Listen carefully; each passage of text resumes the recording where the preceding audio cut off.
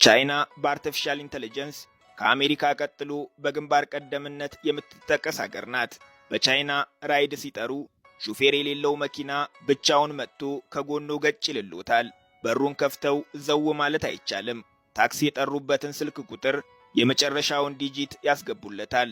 ውስጥ ሲገቡም ዝም ብሎ መሄድ አይቻልም። መጀመሪያ ቀበቶ እንዲያስሩ በአክብሮት ይነግሮታል። ቀጥሎም ጉዞ ሊጀምሩ ሲል ይጠይቆታል። አዎ ሲሉ ጉዞውን ይጀምራል። ታዲያ ሹፌር አልባ የትራንስፖርት አገልግሎት የሚሰጡት የኡበር ወይም የራይድ መኪኖች ብቻ አይደሉም። በሀገራችን የምንጠቀማቸው ብዙ ሰዎችን የሚይዙና በየፌርማታው የሚቆሙ ታክሲዎችም አሉ። እነዚህ ታክሲዎች በተሰመረላቸው መስመር የሚሄዱ የራሳቸው የመቆሚያ ፌርማታ ያላቸው ናቸው። እነዚህን ታክሲዎች ለመጠቀም በአፕሊኬሽን መጥራት አይጠበቅቦትም። ፌርማታው ጋር መቆም በቂ ነው። አገልግሎቱ በበርካታ የቻይና ከተሞች እየተስፋፋ ይገኛል። ታክሲ ብቻ ሳይሆን ከፍ ያለ ቁጥር ያላቸውን ተሳፋሪዎች የሚይዙ ትላልቅ ባሶችም ሹፌር አልባ የትራንስፖርት አገልግሎት መስጠት ጀምረዋል። ነሐሴ 2024 ላይ በወጣ ሪፖርት መሰረት እስካሁን 16000 የማሽከርከር ፈቃድ የተሰጣቸው ሹፌር አልባ መኪኖች በቻይና ጎዳናዎች ላይ በሥራ ላይ ይገኛሉ። አሁን ደግሞ የሱፐርማርኬቱን ቴክኖሎጂ እንመልከት።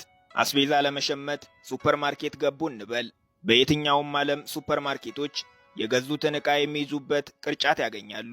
የቻይናው የሚለየው ግን እንደ ሌላው ዓለም ቅርጫቱ ዕቃ መያዣ ብቻ አይደለም። በሱፐርማርኬቱ ውስጥ የሚገኙ ዕቃዎችን በዝርዝር ያሳዩታል። ዋጋቸውንና የሚገኙበትን ቦታም ይነግሮታል። ከእርሶ የሚጠበቀው የመረጡትን ዕቃ ቅርጫቱ ላይ ከማስቀመጡ በፊት እስካን ማድረግ ብቻ ነው። ካሽሯ ጋር ሄደው ዕቃ እየዘረገፉ ሂሳብ ማስደመር አይጠበቅቦትም። ራሱ ሂሳብ ይቀበሉታል። እዚህ ከማንም ጋር ሳይገናኙ ራስዎትን አስተናግደው በገቡበት መንገድ መውጣት ይችላሉ። ማጭበርበር ግን አይቻልም። ለምሳሌ ያልከፈሉትን ዕቃ ቅርጫቱ ውስጥ ቢከቱ ቅርጫቱ ለሰከንድ አይታገሱትም። ፎቶ እያሳየ አውጥተው እስካን እንዲያደርጉ ይነግሮታል። ካላደረጉ ለሱፐርማርኬቱ ባለሙያዎች መልእክት ይልክላቸዋል። ቻይና በኮሚኒኬሽን ቴክኖሎጂም ዓለምን ትመራለች። የአውሮፓዎቹ ጀርመን፣ ስፔን፣ ጣሊያን፣ ኔዘርላንድ፣ ፖርቹጋል፣ ግሪክ፣ ኦስትሪያ፣ ፖላንድና ሃንጋሪን ጨምሮ አብዛኞቹ የኤዥያና የአፍሪካ ሀገራት የቻይናን 5G ቴክኖሎጂን የሚጠቀሙት።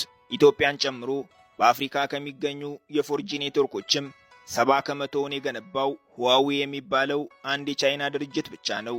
ቻይና እንኳን በግልጽ የሚታየውን ሀገራት አስበውት የማያውቁትን የራሳቸውን የጓዳ ችግር እያጠናች ለችግሮቹ መፍትሄ በመስጠት የገቢ ምንጭ ታደርገዋለች።